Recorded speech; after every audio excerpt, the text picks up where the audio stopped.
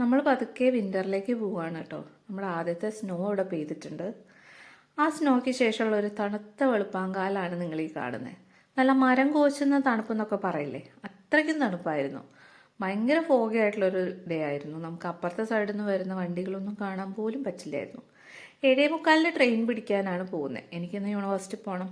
ഈ ട്രെയിനിൽ സാധാരണ സീറ്റ് കിട്ടാറില്ല, കാരണം അത്രയും തിരക്കാണ് ആവാറ്. പക്ഷെ ഇന്ന് എനിക്ക് കിട്ടി. എൻ്റെ ബ്രേക്ക്ഫാസ്റ്റും ലഞ്ചും ഒക്കെ ഇപ്പോൾ ട്രെയിനകത്തായതുകൊണ്ടും ഇന്ന് സീറ്റ് കിട്ടിയതുകൊണ്ടും എനിക്ക് സുഖമായിട്ട് കഴിക്കാൻ പറ്റും. ഇന്നലെ പെയ്ത മഞ്ഞിൻ്റെ ബാക്കിയൊക്കെ ഇവിടെ കിടപ്പുണ്ട്. ഞാൻ നേരെ പോയത് യൂണിവേഴ്സിറ്റി ലൈബ്രറിയിലേക്കാണ്. എനിക്ക് ഇന്നൊരു സെമിനാർ പ്രസൻറ്റേഷനുണ്ട്. അത് കഴിഞ്ഞ് എനിക്ക് വേറൊരു സ്ഥലത്ത് പോകാനും ഉണ്ട്. സോ ഞാനൊരു 8:15 എത്തിയതുകൊണ്ട് ഇവിടെ ഒന്നും ഒറ്റ മനുഷ്യൻ പോലും ഇല്ലായിരുന്നു. അതുകൊണ്ട് തന്നെ എനിക്ക് സ്റ്റഡി റൂം കിട്ടാനായിട്ട് ബുദ്ധിമുട്ടുണ്ടായിരുന്നില്ല.